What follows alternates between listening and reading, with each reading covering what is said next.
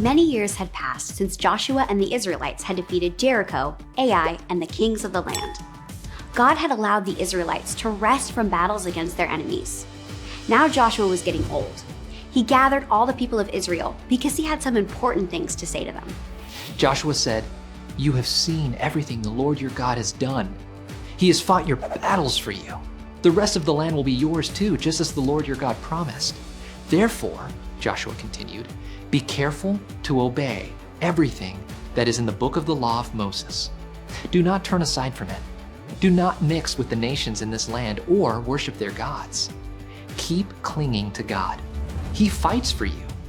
So love the Lord your God, and if you disobey God, he will no longer help you win these battles. In fact, you will die here if you disobey him." Joshua reminded the people about the things God had done in the past. God had called Abraham and had given him a son, Isaac. He had given Isaac 2 sons, Jacob and Esau. Jacob's children had become slaves in Egypt, where God had sent Moses and Aaron.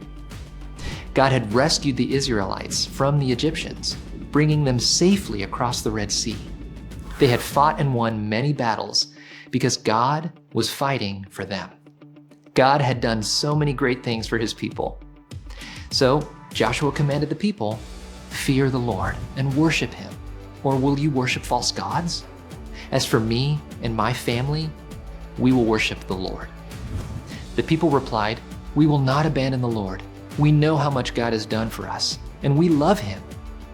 Joshua warned the people, "If you do abandon God to worship other gods, God will turn against you. He will destroy you." "No," the people replied, "we will worship the Lord." On that day, Joshua made a covenant with the people. He wrote it down and also set up a large stone under an oak tree.